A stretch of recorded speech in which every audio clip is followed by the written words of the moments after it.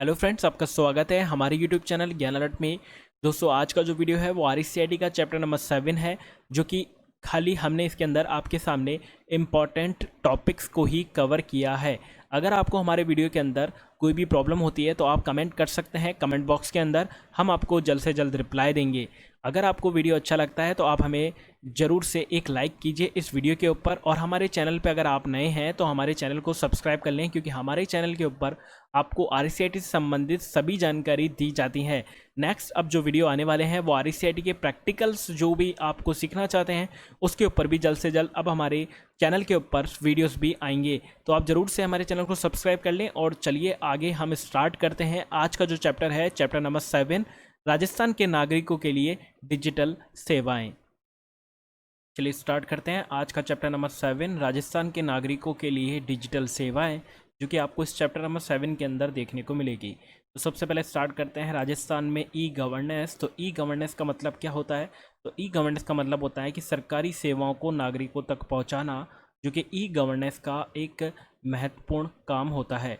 जो कि आपको सरकार ने कुछ इनके सिस्टम बनाए गए हैं, जो कि सिस्टम बनाए गए हैं, जो कि आपको कुछ कैटेगरी के अंदर बांटे गए हैं जिनको आपको याद रखना है। उनकी फुल फॉर्म भी आपको याद रखनी है, जो कि गवर्नमेंट टू सिटीजन, जो कि G2C है।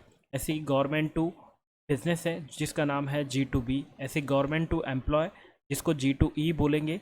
और जैसे गवर्नमेंट टू गवर्नमेंट होता है जिसे हम G2G बोलेंगे। तो गवर्नमेंट ने कुछ सरकारी सेवाएं हैं जिनको कुछ सिस्टम के अंदर डेवलप किया गया है और उनको कुछ कैटेगरी के अंदर बांट दिया गया है, जिनका नाम आपको यहाँ पर याद भी रखना है और समझना भी है कि government to citizen, government to business, यहाँ पर गवर्नमेंट टू एम्प्लॉय और गवर्नमेंट टू गवर्नमेंट। तो यहाँ पर इसको बनाने का उद्देश्य क्या है कि ई गवर्नेंस के माध्यम से सरकारी सेवाएं जो ई सरकार द्वारा दी जाती है वो एक तरीके से फास्ट हो, अकाउंटेबल हो और बिल्कुल ट्रांसपेरेंट तरीके से उसका कार्य हो।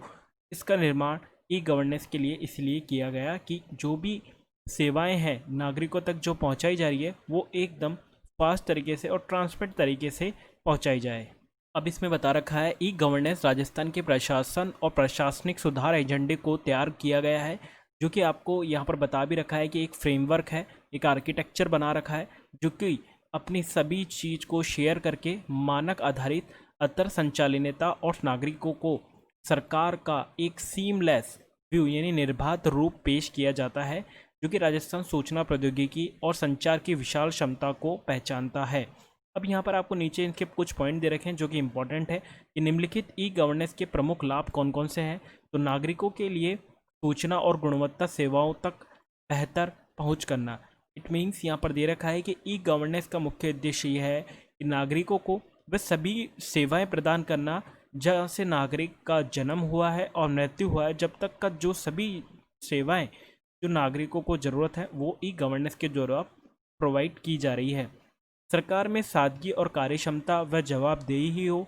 इसका मतलब यहाँ पर यह दे रखा है कि ई गवर्नेंस का असली उद्देश्य यह है कि सरकार की जो भी कार्य प्रणाली है वे एक तरीके से उसको सरल बनाना, व सरकार के निर्णय लेने की क्षमता में बढ़ोतरी और सरकार के सभी विभागों की कार्य क्षमता में एक तरीके से वृद्धि हो। तो यानी सभी काम एकदम आपके लिए बिल्कुल फास्ट हो, इफ़िशिएंसी के साथ हो। तो यहाँ पर इसके कुछ पॉजिटिव पॉइंट्स हैं। इसके बाद में थर्ड जो पॉइंट दे रखा है कि शासन की विस्तारित पहुंच होना, यानी संचार प्रौद्योगिकी का तेजी से विकास और प्रशासन में उसके अंगीकरण यानी अडॉप्शन से सरकारी सेवाओं को नागरिकों के द्वार तक लाने में मदद मिलती है। सरकार की पहुंच इस वृद्धि से शासन की प्रक्रिया में नागरिकों को बेहतर भागीदारी संभव होती है। तो यहाँ पर कुछ आपको पॉइंट्स बता रखे हैं कि ई गवर्नेंस क्या होती है और ई गवर्नेंस के कौन कौन से पॉइंट्स होते हैं वो आपको यहाँ पर याद रखना है, और ई गवर्नेंस का मतलब क्या होता है और ई गवर्नेंस के मुख्य लाभ आपको बस यहाँ पर याद रखना है कि कौन कौन से होते हैं। अब इसके बाद आता है राजस्थान में ई गवर्नेंस के मुख्य कार्यक्रम कौन कौन से हैं, तो उनके बारे में हम जान लेते हैं। तो यहाँ पर बहुत अच्छी तरीके से बता रखा है कि हर नागरिक के लिए ई गवर्नेंस होना बहुत ज़रूरी है। तो यहाँ पर कुछ इन्होंने पॉइंट्स बता रखे हैं जो कि बहुत इंपॉर्टेंट है, तो जिनको आपको समझना है। नागरिकों की सेवाओं के लिए पूरी तरह से स्वचालित सेवाएँ, जो आपको याद है, ये भामाशाह है, ई मित्र है और एक राज्य संपर्क है। तो भामाशाह का अभी हाल फिलहाल में राजस्थान सरकार में नाम हटा दिया गया है। तो आपको इस टॉपिक को आपको स्किप कर देना है, बिल्कुल भी आपको अपने सिलेबस के अंदर इसको काउंट नहीं किया जाएगा। इसके बाद में ई मित्र तो अभी भी चालू है, तो ई मित्र के बारे में आप लोग जानते ही हैं। ऐसे राजस्थान संपर्क क्या है इसके बारे में अभी हम जानेंगे, जो कि आपको पूरा डिस्क्रिप्शन इसमें दे रखा है। ऐसी अगर सरकारी अधिकारियों के लिए, एक होता है सरकारी अधिकारी जिसकी गवर्नमेंट नौकरी होती है, और एक होता है नागरिक जो कि बिल्कुल प्राइवेट तरीके से अपना जो काम करता है, उनके लिए ई मित्र पर जाकर ही वो अपना सारे कार्य कर सकते हैं। ऐसे अगर सरकारी जो गवर्नमेंट एम्प्लॉय है उनके लिए सरकार ने एक HRMS नाम का एक पोर्टल भी तैयार कर रखा है, ई ऑफिस बना रखा है, IFMS बना रखा है, और ई प्रोक्योरमेंट बना रखा है, और ऐसे ही एक ई संचार भी बना रखा है। तो यानी आपको यहाँ पर याद रखना है कि अगर आप आम नागरिक की तरह रहते हैं तो आपको ई मित्र पर जाकर ही जो भी ई गवर्नेंस के जो भी कार्य है उसका फ़ायदा ले सकते हैं। और अगर आप सरकारी अधिकारी हैं तो उनके लिए सरकार ने HRMS, e office, IFMS, e procurement, इन सभी चीज़ें गठित की गई हैं। इसके बाद में सरकार ने बता रखा है Rajasthan state data centre and network operating centre, यानी यहाँ पर यानी इस नाम से कुछ चीज़ एक लॉन्च की गई है, जिसका यहाँ पर बता रखा है कि यहाँ पर जो आपको 100 MBPS डेडिकेटेड कनेक्टिविटी से इंटरनेट मिलता है।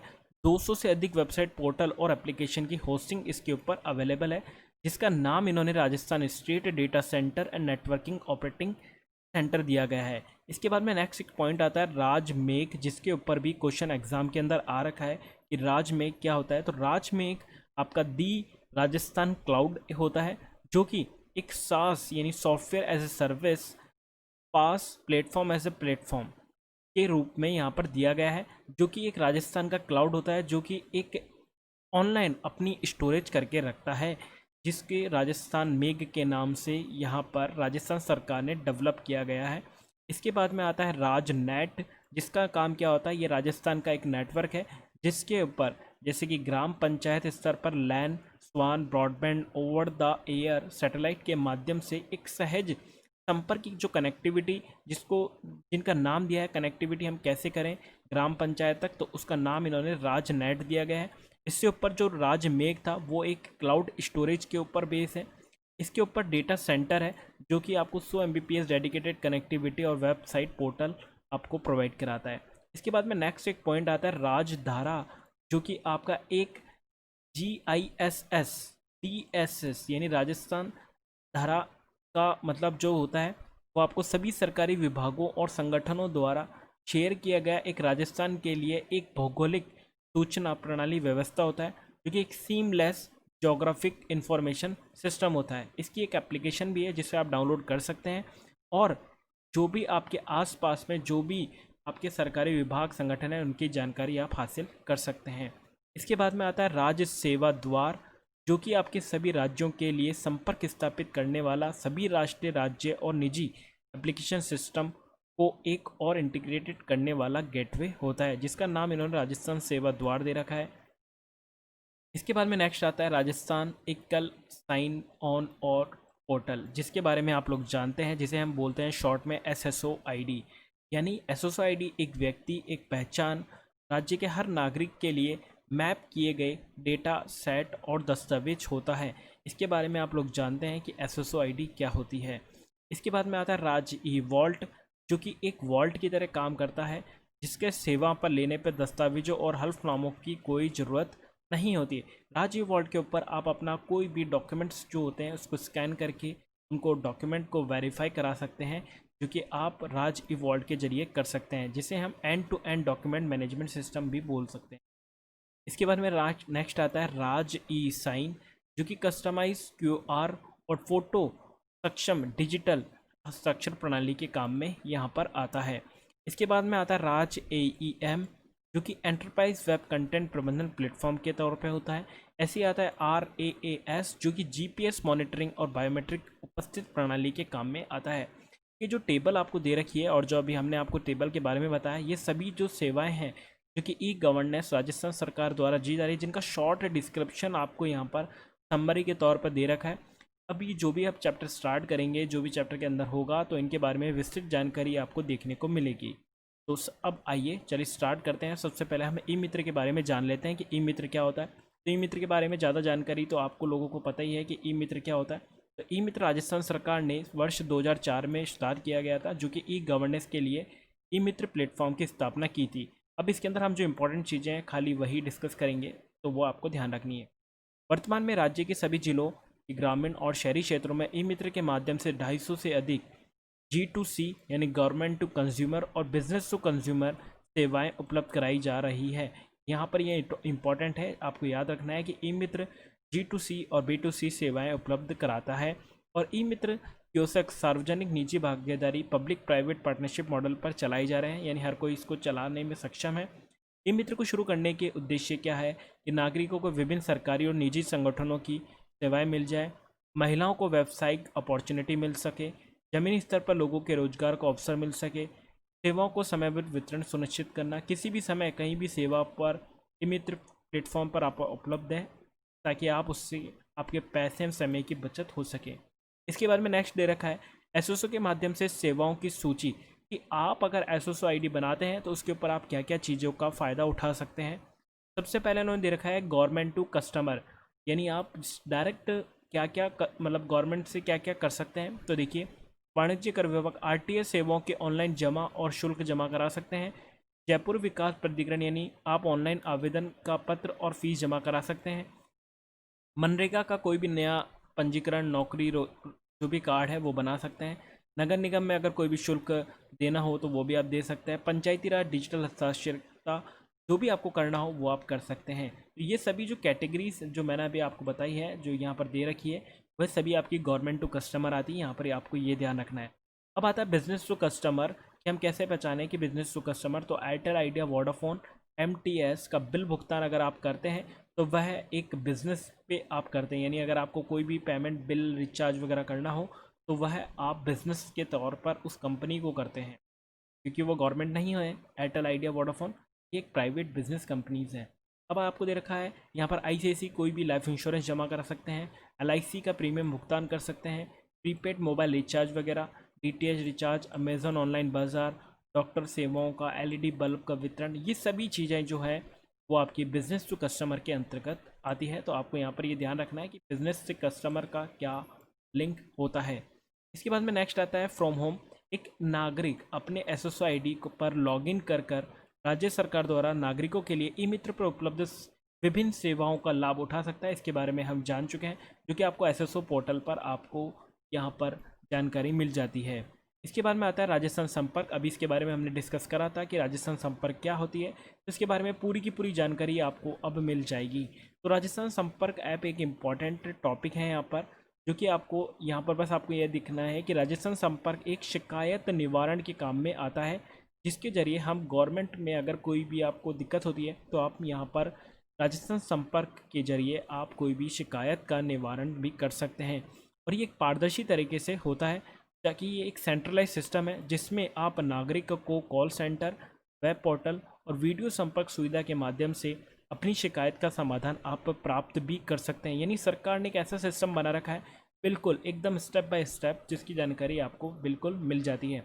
तो राजस्थान संपर्क को राज्य भर में जून 2014 में लॉन्च किया गया था, जो कि सभी सरकारी विभाग, स्वायत्त संगठन और शैक्षणिक संस्थान शामिल किए गए हैं, जिसका आपको ऑनलाइन अगर आप सर्च मारेंगे तो उसका प्रीव्यू आपको इस तरीके से कुछ मिल जाएगा।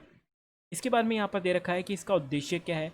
तो अभी हमने आपको बताया कि राजस्थान संपर्क आम लोगों, नागरिकों के लिए बनाया गया है, जिनकी कोई भी शिकायत हो वह इस पोर्टल के जरिए पूरी हो सकती है। तो यहाँ पर दे रखा है कि निवासियों, सरकारी कर्मचारियों के लिए अनुकूल है, सरकारी अधिकारियों को वास्तविक व समय सूचना के लिए, सरकार में फाइलों के मानवीय निस्तारण में कमी के लिए, तेजी से और वास्तविक समय में अंतर विभागीय आंकड़ों को आदान प्रदान किया जा सके, निवासियों को शिकायत पे अप टू डेट रखना।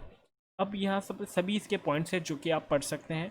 इसके बाद में जो मेन पॉइंट है कि प्रमुख लाभ क्या है इसके, अगर हम संपर्क करते हैं तो यहाँ पर ट्रेडिशनल सिस्टम में अपनी शिकायत सुलझाने के लिए व्यक्ति को संबंधित अधिकारी से मिलना और कागज़ पर अनुरोध करना होता है। इस प्रक्रिया में समस्या और मुद्दों को हल करने के लिए न केवल समय और न ही धन एफर्ट की बर्बादी होती है, लेकिन व्यक्ति को खुद भी उपस्थित होना पड़ता है। तो यहाँ पर आपके राजस्थान संपर्क राज्य के निवासियों और अधिकारियों के द्वारा शिकायत निवारण पर खर्च किए गए समय व श्रम को बचत करने का प्रयास करती है। यानी आपको कहीं जाने की ज़रूरत नहीं होती है, खाली राजस्थान ऐप पर जाना है और वहाँ पर अपनी शिकायत को देना है। तो शिकायत निराकरण के लिए पहले कोई भी परिभाषित एस्केलेशन मैट्रिक्स अस्तित्व में नहीं थी और इसे परिमाण स्वरूप अनुचित पेंडेंसी बनी रहती थी। तो वेब आधारित पोर्टल में प्रणाली में आप सभी जानकारी अपने कि किस तरीके से आपको किसकी शिकायत कहाँ पर ट्रांसफ़र की जा रही है, कि आप अपनी शिकायत को ट्रैक करके रख सकते हैं। शिकायत से संबंधित सभी दस्तावेजों को इस वेब पोर्टल पर ही रखा जाता है ताकि दस्तावेज को गुमन से बचाया जा सके। अब यहाँ पर कुछ पॉइंट दे रखे हैं कि शिकायत निवारण और निगरानी तंत्र, यानी इसके कुछ पॉइंट्स है कि सबसे पहले आपको रजिस्ट्रेशन करना पड़ेगा अपनी जो भी आप शिकायत देना चाहते हैं, फिर आपका मॉडरेशन होगा, फिर आपने जो भी कंप्लेन करी है उसका अलोकेशन होता है कि वह किस डिपार्टमेंट में जाएगी, फिर उसका निराकरण होगा कि अगर आपका समस्या का समाधान हो जाता है तो आपकी समस्या का निराकरण होगा, फिर उसके बाद में आपको सबसे मेन बात यहाँ पर वेरिफिकेशन भी होता है कि आप अपनी शिकायत से संतुष्ट हैं या फिर नहीं। तो इन 5 जो मॉड्यूल इन्होंने बना रखे हैं राजस्थान संपर्क के अंदर, या अगर आप कोई भी शिकायत करते हैं तो आपकी जो भी प्रॉब्लम होगी वो इन्हीं के जरिए ही सॉल्व आउट होती है। तो यहाँ पर आप इनको पढ़ लेना। और सबसे इम्पोर्टेंट बात यहाँ पर ये चीज़ें कि आप अगर आपको कोई भी शिकायत करनी हो, रजिस्ट्रेशन करना हो, तो वो आप कैसे कैसे कर सकते हैं। तो आप राजस्थान संपर्क मोबाइल ऐप डाउनलोड करके कर सकते हैं, वेब पोर्टल पर जाकर डायरेक्ट वेबसाइट पे जाके कर सकते हैं, ई मित्र पर जाकर कर सकते हैं, या फिर कोई भी आईटी सेंटर पे जाकर कर सकते हैं, या फिर call centre toll free number से भी कर सकते हैं। रजिस्ट्रेशन के बाद आपको निवासी का सिस्टम द्वारा एक शिकायत आईडी आपको ज़रूर दी जाएगी, जिसको भविष्य में शिकायत को ट्रैक करने व आपको उसके बारे में जान सकते हैं कि हमारी जो भी कंप्लेन है वह अभी तक कहाँ पर है, कहाँ नहीं है। तो अभी इसके बारे में हमने आपको बता दिया। मॉडरेशन, आप अपनी शिकायत का पता लगा सकते हैं। ये सभी पॉइंट्स जो हैं, और अलोकेशन की किस डिपार्टमेंट में वह जाएगी और किस तरीके से उसका निराकरण होगा, इन सभी चीज़ों के बारे में। लास्ट में इम्पोर्टेंट, सबसे इम्पोर्टेंट है सत्यापन, कि आपका जो भी सुनिश्चित किया जाएगा और आपके बारे में जाना भी जाएगा कि आप इस मतलब आपकी जो शिकायत है, जो निराकरण हुआ है, आप उससे संतुष्ट हैं या फिर नहीं। इसके बाद में आता है आपका नया टॉपिक जो कि आपका है EPDS, जो कि बहुत इम्पॉर्टेंट है आपका, जो कि ई पब्लिक डिस्ट्रीब्यूशन के नाम से जाना गया है। अब इसमें आपको बहुत एक चीज़ ध्यान रखनी है कि ई पब्लिक डिस्ट्रीब्यूशन, यहाँ पर आपको पूरा नाम याद रखना है, ई पब्लिक डिस्ट्रीब्यूशन सिस्टम या फिर ई सार्वजनिक वितरण प्रणाली, जो कि एक खाद्य की कमी से निपटने के लिए किया गया है। इसके द्वारा समाज के गरीब लोगों को सस्ती कीमत पर अनाज का वितरण किया जाता है। बस आपको इतना यहाँ पर याद रखना है। EPDS एक पब्लिक डिस्ट्रीब्यूशन सिस्टम है जो कि गरीब लोगों के लिए बनाया गया है, जहाँ पर कम कीमत पर अनाज का वितरण किया जाता है। तो EPDS केंद्र एवं राज्य सरकार की संयुक्त जिम्मेदारी है और ये गरीब उन्मूलन के लिए किए जाने वाले कार्यों का एक हिस्सा भी है। अब यहाँ पर कुछ दे रखा है कि यहाँ आपको कि नेटवर्क के रूप में विकसित हुआ। इससे लगभग 4 लाख से अधिक उचित मूल्य की दुकान फेयर प्राइस शॉप के माध्यम से करीब 16 करोड़ परिवारों को खाद्यान्न उपलब्ध कराया जाता है। तो इसका फुल फॉर्म इंपॉर्टेंट है, आपको फुल फॉर्म यहाँ पर याद रखना है। अब इसके बारे में जान लेते हैं कि लाभ आप कैसे प्राप्त करें। तो यहाँ पर दे रखा है, केंद्र और राज्य एक व्यापारिक प्रक्रिया के माध्यम से BPL परिवारों को पहचान करते हैं और सरकार APL परिवारों की पहचान नहीं करती है। इसलिए गरीबी रेखा से ऊपर के परिवार को भी राशन कार्ड के लिए आवेदन करने के लिए पात्र हैं। कि केंद्र और राज्यों को अनाज का आवंटन केंद्रीय स्टॉक्स में अनाज की उपलब्धता और राज्य द्वारा पिछले 3 वर्षों में खरीदे गए औसत अनाज पर निर्भर करता है। इस लाभ के तहत आपको मिलने वाली सुविधा जो कि गेहूँ, चावल, चीनी, मिट्टी का तेल होता है। अब यहाँ पर आपको एक फुल फॉर्म भी याद रखनी है कि फेयर प्राइस शॉप राशन की दुकान है, जो कि उचित मूल्य की दुकानों FPS फेयर प्राइस शॉप को राशन की दुकान भी कहा जाता है। इन केंद्रों में उपभोक्ता को राशन कार्ड के आधार पर अनाज दिया जाता है। इसके बारे में हम लोग सभी जानते हैं। अब यहाँ पर गरीब लोगों को राशन कार्ड जारी करना, ये सभी चीज़ें यहाँ पर। अब यहाँ पर इंपॉर्टेंट ये दे रखी है, राज्य सरकार गरीबी रेखा से ऊपर यानी APL अबव पॉवर्टी लाइन और गरीबी रेखा से नीचे वालों को BPL यानी बिलो पॉवर्टी लाइन और अत्यंत परिवार के लिए विशेष राशन कार्ड यानी यूनिक राशन कार्ड जारी करती है। ठीक है। अब इसके बाद में दे रखा है ई मित्र पर राशन कार्ड आप कैसे प्राप्त कर सकते हैं। तो यहाँ पर एक वेबसाइट दे रखी है जिसके जरिए आप अपना राशन कार्ड डाउनलोड कर सकते हैं। और इसके लिए क्या क्या दस्तावेज दे रखे हैं कि मतदाता का पहचान पत्र, 1-2 रुपये का मूल्य और कुछ इसके डॉक्यूमेंट्स दे रखे हैं जो कि इतने खास नहीं है। बस आपको यहाँ पर याद रखना है कि EPDS होता क्या है और ये क्या वर्क करने के काम में आता है। इसके बाद में अभी हमने पढ़ा था, तीसरा पॉइंट अब आता है आपके सामने, राजधारा, जो कि आपका एक ज्योग्राफिकल इंफॉर्मेशन सिस्टम होता है, जो कि आपको एक GIS डिस्ट्रीब्यूशन सिस्टम। राजधारा का उद्देश्य ओपन, यहाँ पर ज्योग्राफिकल कॉन्स्ट्रूमेंट ओपन दे रखा है, मानकों पर आधारित एक भूपटल को विकसित करना है, जिसका द्वारा आप एक बिल्कुल एक वितरण नियमित सुधार के द्वारा किया जा सकता है। तो यहाँ पर कुछ इम्पोर्टेंट, यहाँ पर इतना खास नहीं है। यहाँ पर आपको बस यहाँ पर जो आपको समरी के अंदर बताया गया था, आप खाली वो भी याद करके रख सकते हैं। और यहाँ पर और अच्छे से दे रखा है कि राजस्थान सरकार द्वारा विभिन्न ऐतिहासिक समारोह को हेरिटेज चित्रणों, मतलब एक तरीके से मैप की तरह यहाँ पर आपको एक इसकी एप्लीकेशन है, जहाँ पर आपको कोई भी इमारत के बारे में जानकारी, कोई भी कॉलोनी के बारे में जानकारी, या फिर कोई भी गवर्नमेंट बिल्डिंग के बारे में जानकारी आप उस ऐप के ज़रिए डाउनलोड करके देख सकते हैं। तो यहाँ पर आपको राज्य जो आपकी धरा ऐप है, इसके अंदर आपको मिल जाएगा, इम्पॉर्टेंट है। तो यहाँ पर आपका जो चैप्टर है, चैप्टर नंबर 7, वो कंप्लीट हुआ। चैप्टर नंबर 7 आपका कंप्लीट हुआ। आपको मेरा वीडियो कैसा लगा, आप ज़रूर से लाइक करें, शेयर करें। और चैप्टर नंबर 8 अगर आप चाहते हैं चैप्टर नंबर 8 का वीडियो बनावें, तो आप ज़रूर कमेंट बॉक्स में ज़रूर से लिखें, हम आपके लिए चैप्टर नंबर 8 का वीडियो भी जल्द से जल्द लेकर आएंगे। तो आज के लिए इतना ही, धन्यवाद।